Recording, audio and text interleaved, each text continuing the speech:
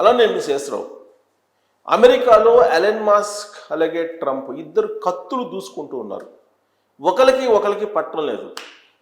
Mind పోయింది Elon Musk అని చెప్పి ట్రంప్ చెప్తూ ఉంటే, ట్రంప్ ప్రెసిడెంట్గా ఉంటే అమెరికా దివాళా తీస్తుందని చెప్పి మస్క్ చెప్తూ ఉన్నారు. వీళ్ళిద్దరూ ఎన్నికలకు ముందు మంచి మిత్రులు, ఇప్పుడు ప్రియమైనటువంటి శత్రువులుగా మారిపోయారు. ఎన్నికలు అయిపోయిన తర్వాత ట్రంప్ని గెలిపించింది నేనే అని చెప్పి మస్క్ చెప్తూ ఉన్నాడు. నేనే గెలిచాను, మస్క్ వల్ల కాదని చెప్పి ట్రంప్ చెప్తూ ఉన్నారు. సో ఇలా వాళ్ళిద్దరి మధ్య గ్యాప్ పెరిగింది. అమెరికా అధ్యక్షుడిగా ట్రంప్ బాధ్యతలు స్వీకరించిన తర్వాత 4-5 నెలలు వీళ్ళిద్దరి మధ్య సమన్వయంగానే ముందుకు వెళ్ళారు. ఇంకా ఆ తర్వాత నుంచి క్రమంగా వీళ్ళ మధ్య గ్యాప్ పెరిగింది. ఇప్పుడు ఈ గ్యాప్ ఎంత దూరం వచ్చిందంటే, ది అమెరికా అనేటువంటి పార్టీని ఎలన్ మస్క్ పెట్టబోతున్నారు అనే అంతవరకు వచ్చింది. ఆయన కొత్త పార్టీ పెట్టాలి అనేటువంటి ఆలోచన కలిగినప్పుడు ఒక సర్వే చేసుకున్నారు. సోషల్ మీడియా వేదికగా చేసుకుని ఒక సర్వే చేసుకుంటే 80% మంది పబ్లిక్ ఎలన్ మస్క్ కొత్త పార్టీ పెట్టాలి, ఆ కొత్త పార్టీ ద్వారా అమెరికాలో ఎలక్షన్లకి వెళ్ళాలి అనేటువంటి అభిప్రాయాన్ని ఎక్కువ మంది వ్యక్తం చేశారు అనేటువంటి సర్వే రిపోర్ట్, సోషల్ మీడియాలో చేసినటువంటి survey report. Elon Musk social media platforms మీద కానీ లేదా సాంకేతికపరమైన ప్లాట్ఫామ్స్ మీద కానీ ఆయనకి పట్టుంది. అందుకే ఆయన మీద అసలు అమెరికా పౌరులకి ఎలాంటి అభిప్రాయం ఉంది అనేదాన్ని తెలుసుకునేటువంటి ప్రయత్నం చేశారు. అందుకే ఆయన ఒక సర్వే నిర్వహించుకున్నారు. ఆ సర్వే ప్రకారం 80% అబోవ్ కొత్త పార్టీ పెట్టండి అని సలహా మస్క్కి ఇచ్చారు.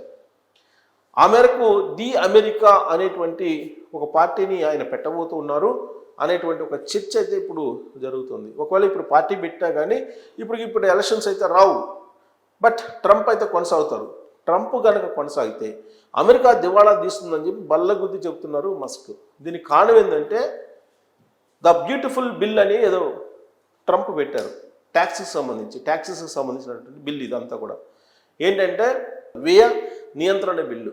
ఈ వ్యయ నియంత్రణ బిల్లులో ట్రంప్ అమెరికా ప్రభుత్వం నుంచి అందుతున్నటువంటి రాయితీలు కానీ లేదా ఇతరత్ర సహాయ ఫండ్స్కి సంబంధించిన కానీ వీటన్నిటిని కూడా రద్దు చేస్తూ ఆ బిల్లు పెట్టారు. అది చూసిన తర్వాత ఎలన్ మస్క్కి ఎక్కడో మండింది. కారణం ఏంటంటే, ప్రభుత్వ పరంగా టెస్లా అనేక రాయితీలు పొందుతుంది. అలాగే ఎలన్ మస్క్కి సంబంధించినటువంటి కంపెనీలు కూడా ప్రభుత్వ పరంగా అనేక రకాల బెనిఫిట్స్ని అందుకుంటూ ఉన్నాయి.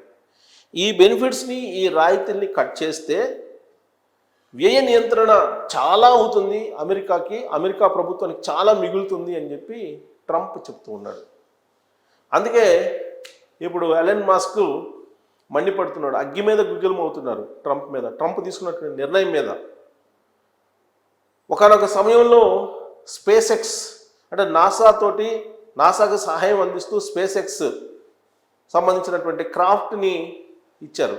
సో దాన్ని కూడా స్పేస్ ఎక్స్తో నాసాతో కుదుర్చుకున్నటువంటి స్పేస్ ఎక్స్ ఒప్పందాన్ని కూడా రద్దు చేసుకునే దానికి ఎలన్ మస్క్ సిద్ధమయ్యాడు.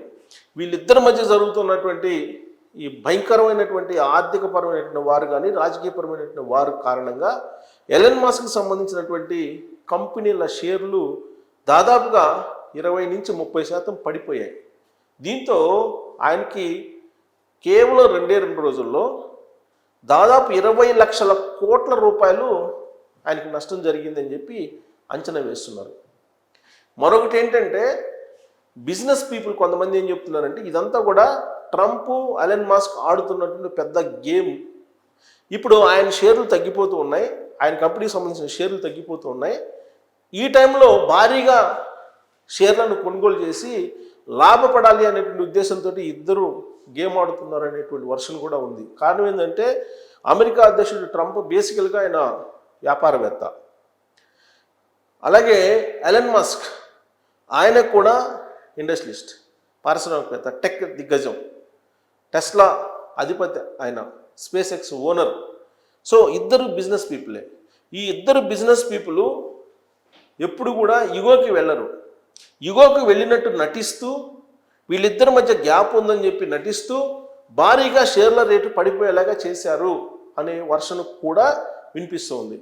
ఇప్పుడు ఎలన్ మస్క్కి సంబంధించిన కంపెనీల షేర్లు దాదాపుగా 20 నుంచి 30% పడిపోయాయి. ఈ టైంలో ఆ షేర్లను భారీగా కొనుగోలు చేసి ట్రంప్ అలాగే ఎలన్ మాస్క్ ఇన్సైడర్ ట్రేడింగ్ అనేది చేసి భారీగా లబ్ధి పొందాలి, కొన్ని కోట్ల రూపాయలు లాభపడాలి అనేటువంటి ఒక పెద్ద ప్లాన్ చేశారనేది కూడా వినిపిస్తుంది.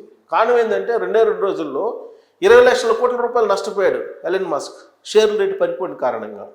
ఇప్పుడు పడిపోయిన రేట్లతోటి భారీగా కొనుగోలు చేస్తే షేర్లు ఒకేసారిగా 40 లక్షల కోట్లు 50 లక్షల కోట్లు లాభపడినా ఆశ్చర్యపోవసరం లేదు. సో ఇదంతా వీళ్ళిద్దరు కలిసి ఆడుతున్నటువంటి నాటకము అనేది కూడా కొంతమంది చెప్తున్నారు. కాకపోతే ఈ వివాదానికి ముందు డోజ్కి ఆయన రిజైన్ చేశారు. డోజ్కి రిజైన్ చేయడానికి కారణం ఏంటి అని అంటే ఏదో కీలకమైన పదవి కోసం ఆయన రాజీనామా చేశారు అనేటువంటి ప్రచారం కూడా జరిగింది. కాకపోతే ఇప్పుడు వాళ్ళిద్దరి మధ్య జరుగుతున్నటువంటి వారిని చూస్తే కనుక నిజమైనటువంటి వారే అనేటువంటి అభిప్రాయం సగటు అమెరికన్లో కలుగుతోంది. అట్ ద సేమ్ టైం వాళ్ళిద్దరిని నమ్మేటువంటి పరిస్థితి కూడా లేదు. ఇప్పుడు ఏ స్థాయికి వెళ్ళిందంటే వీళ్ళిద్దరి మధ్య ఉన్నటువంటి గొడవ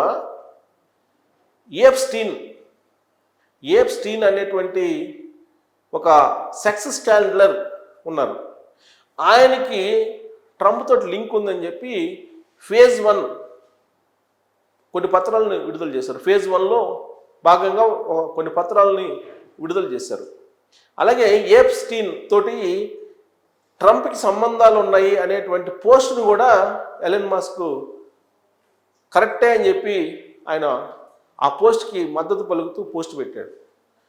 అంటే ఏంటి ఏప్స్టీన్ సెక్స్ స్కాండల్ ఏంటి? ఈ సెక్స్ స్కాండల్ ఏంటంటే అమెరికాలో ఉండేటువంటి మధ్యతరగతి కుటుంబాలకు సంబంధించినటువంటి ఆడపిల్లల్ని ఒక ఎయిర్ క్రాఫ్ట్లో తీసుకెళ్ళి ఒక చోట ఉంచేసి అమెరికాలో లేదా ఇతర దేశాల్లో బాగా ఉన్నటువంటి కుబేరుల్ని క్యాచ్ చేసి వాళ్ళకి వీళ్ళ శారీరకంగా అనుభవించడానికి అప్పచెప్పేవాళ్ళు. కొన్ని వందల మందిని ఆ విధంగా చేశాడు ఈ ఏప్స్టీన్ అనే అతను. ఆ ఏప్స్టీన్ చేస్తున్నటువంటి ఈ మొత్తం క్రైమ్లో ఆయనతోటి అటాచ్ అయి ఉన్నాడు ట్రంప్ అనేది ఎలన్ మాస్క్ తాజాగా లేపినటువంటి వివాదం. ఇది చిన్నది వివాదం ఏం కాదు. ఈ సెక్స్ స్కాండలు అలాగే సెక్షువల్ సంబంధించినటువంటి అంశాలు ట్రంప్కి కొత్త ఏం కాదు. ట్రంప్ మొదటిసారి అధ్యక్షుడు అయినప్పుడు కూడా ఇలాంటి ఆరోపణలు వచ్చాయి. కానీ ఇప్పుడు ఎలన్ మాస్క్ బయటికి తీసినటువంటిది అత్యంత పెద్ద సెక్స్ స్కాండల్. కారణం ఏంటంటే ఆల్రెడీ ఏప్స్టీన్కి శిక్ష పడింది. శిక్షను అనుభవిస్తూ ఆయన అనుమానాస్పద స్థితిలో మరణించాడు. అయితే ఆయన ప్రియురాలు చెప్పినటువంటి వాంగ్మూలం ప్రకారం కొన్ని ఆధారాలని ఇప్పుడు ఉన్నాయి. ఆ ఆధారాల్లో కొన్నిటిని ఇప్పుడు బయట పెట్టారు. దాన్ని ఎలన్ మాస్క్ హైలైట్ చేస్తూ ఉన్నారు. సో కాబట్టి ఇంత తీవ్ర స్థాయిలో వీళ్ళిద్దరూ పరస్పరం ఆరోపించుకుంటున్నారు అని అంటే నిజమే వీళ్ళిద్దరి మధ్య గ్యాప్ వచ్చింది అని చెప్పి అనుకుంటున్నారు. ఆ గ్యాప్ కాస్త కొత్త పార్టీ దిశగా ఎలన్ మాస్క్ నడిపిస్తుందని చెప్పి కొంతమంది భావిస్తున్నారు.